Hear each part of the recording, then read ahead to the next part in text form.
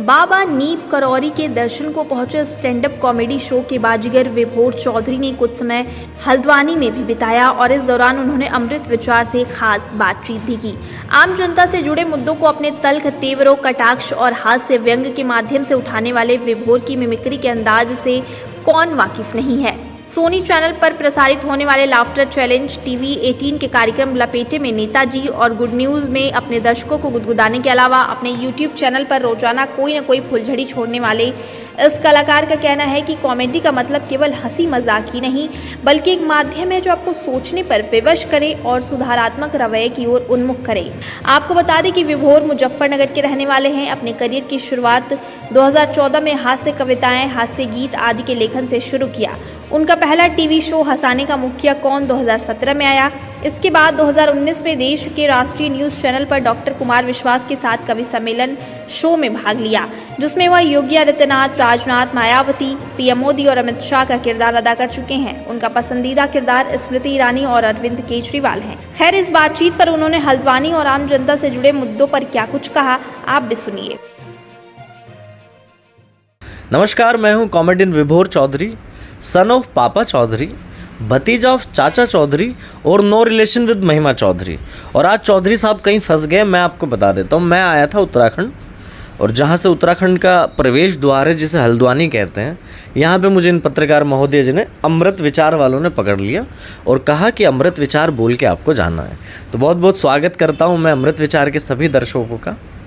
उत्तराखंड की सबसे अच्छी बात तो यहाँ का मौसम, यहाँ का देवभूमि है और यहाँ के जो धाम हैं वो हैं अच्छी चीज़। और ख़राब चीज़ ये है कि उत्तराखंड वालों को मुझे लगता है कि यहाँ का अधिकार मिलना चाहिए, वो इंडस्ट्री आनी चाहिए। जो उत्तराखंड के लोग बाहर काम करने जाते हैं वो ना जाए, वो यहीं उनको रोज़गार मिले, तो तभी सबका साथ सबका विकास हो पाएगा। मेरे ख्याल से तो सरकार को ध्यान देना चाहिए। उत्तराखंड भी मेरे ख्याल से बहुत अच्छा हब बन सकता है और भी पर्यटन का और भी अच्छा बन सकता है। आपने महंगाई की बात की और जीएसटी की बात करी। महंगाई पे मैं अपने शब्द यही रखूँगा कि जो हरिद्वार वाले बाबा जी हैं, बाबा जी ने कहा था कि भाई बीजेपी की सरकार आएगी तो पेट्रोल 30 रुपये में मिला करेगा। तो एक दिन मिले बाबा जी मुझे, मैंने कहा बाबा जी आप तो कहते थे कि पेट्रोल 30 रुपये में मिलेगा। तो मेरे से कहने लगे, अरे बावड़े पहले कितने में मिल रहा था? मैंने कहा जी 70 में। बोला अब कितने में मिल रहा? मैंने कहा जी 100 में। तो बोले फ़र्क कितने का है? मैंने कहा जी 30 का। तो बोले 30 में मिल रहा है नहीं मिल रहा? मैंने कहा हाँ बाबा जी 30 में मिल रहा है। और सिलेंडर तो अभी सिलेंडर पे पैसे बढ़े, 50 रुपये बढ़ते ही रहते हैं सिलेंडर में। तो सिलेंडर एक दिन मेरे घर का सिलेंडर मेरे से कह रहा ना खाऊंगा ना खाने दूंगा।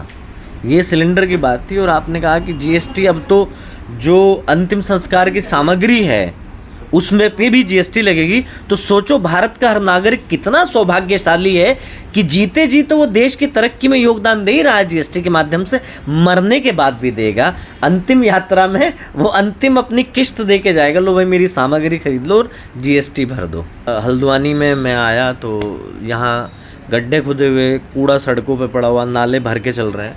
तो मैंने पूछा था आपसे पत्रकार जी से, तो इन्होंने, भाई साहब ने कहा कि मेयर साहब इसको वेनिश बनाना चाहते हैं।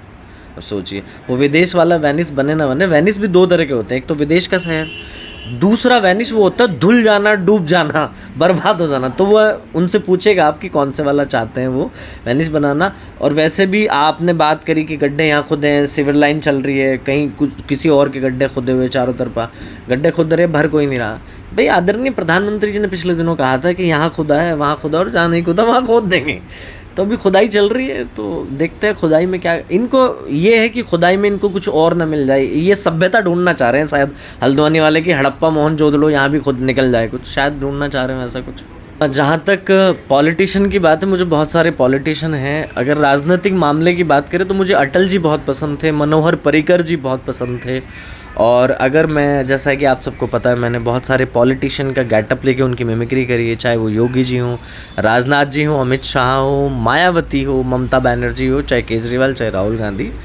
तो इन सबको करते हुए मुझे बहुत अच्छा लगा। लेकिन सबसे ज़्यादा मज़ा आया मुझे स्मृति ईरानी और केजरीवाल करने में, क्योंकि केजरीवाल जी का एक कैरेक्टर ऐसा है, वो मज़ेदार कैरेक्टर है वो, आप मतलब, और कभी भी ऐसा नहीं लगा कि किसी ने ये कहा और यार केजरीवाल जी का ऐसा क्यों। उन्होंने भी बड़े उसको खुले दिल से लेते हूँ। मैं केजरीवाल जी का अलग ही अंदाज़ है उनका। नमस्कार जी, नमस्कार, मैं अरविंद केजरीवाल बोल रहा हूँ, कैसे हैं आप सब लोग। दोस्तों, हमने दिल्ली में ऑड इवन चलाया जी। हमने कहा ऑड डे पे कोई इवन गाड़ी लेके आए, हमें उसके साथ लड़ना नहीं है जी, बल्कि उसको गुलाब का फूल देना है।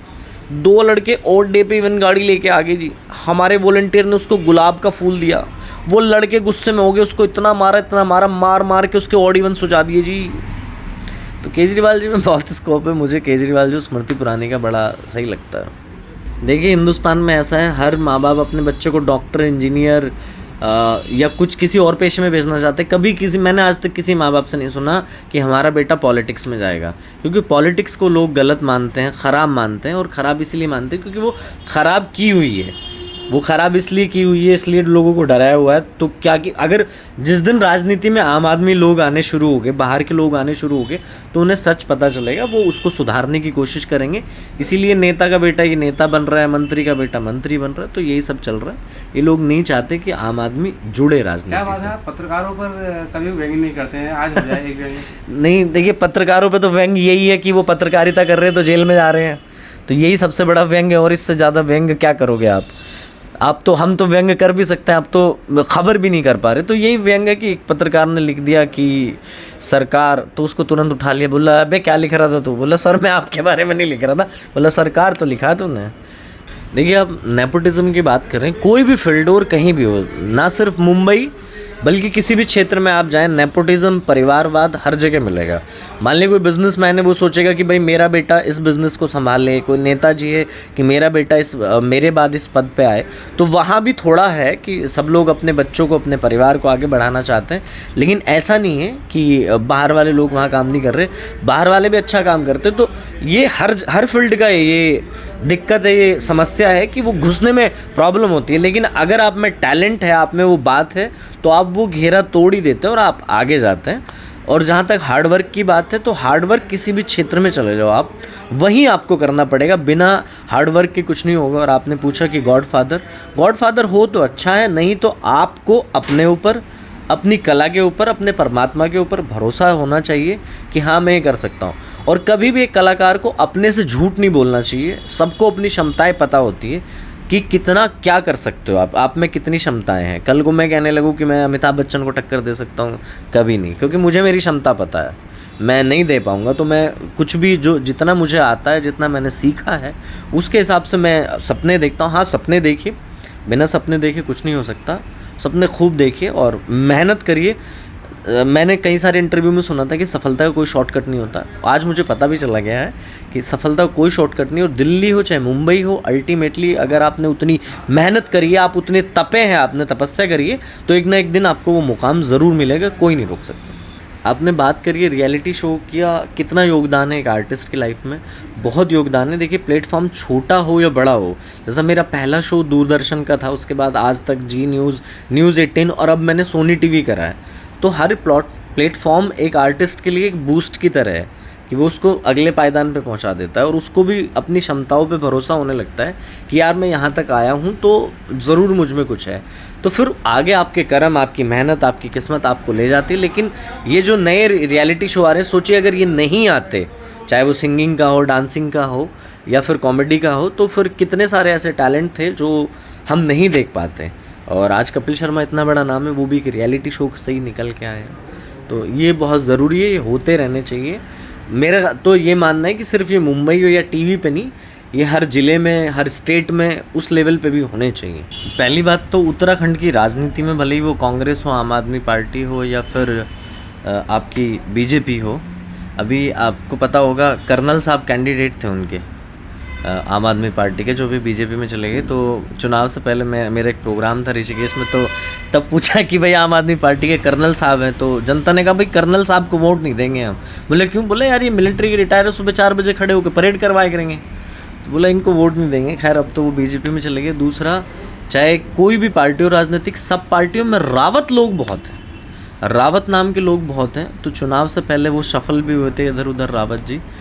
तो जब कोई रावत पार्टी छोड़ के दूसरी पार्टी में जाता है ना, तो 1.5-2 महीना तो उनका नाम याद करने में लग जाता है कि कौन से वाले रावत गए।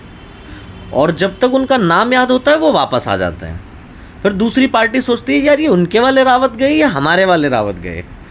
तो ये चल रहा है। दूसरा, अभी उत्तराखंड में जिस तरीके से सीएम बदले गए हैं, तो उत्तराखंड देश को सबसे ज़्यादा सीएम देने वाला राज्य बन चुका है।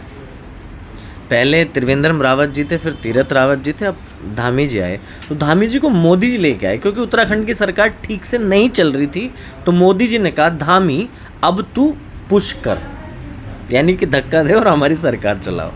मेरा ये मानना, डबल मीनिंग, फूहड़ता या कुछ भी ऐसे शब्द जो आप परिवार के साथ बैठ के ना देख सकें, जो आपकी ऑडियंस को लिमिटेड कर दे। तो एक होता था ना कि वो फिल्में आती थी कुछ बोल्ड, तो उनके ऊपर मार्क आता था ए यानी एडल्ट, तो उनको 18 साल से ऊपर के लोग। तो ऐसी आर्ट का क्या फ़ायदा, भले ही वो गाना हो, वो डांस हो या फिर कॉमेडी हो, जिससे कुछ लिमिटेड लोग देख सकें। चीज़ वो है जिसे आप परिवार के साथ शेयर कर सकें। और कोई भी कला में मेरे ख्याल से फूहड़ता नहीं होनी चाहिए। आप परिवार के साथ बैठ के देखें, तभी ये समाज, तभी ये कला आगे बढ़ पाएगी मेरे हिसाब से।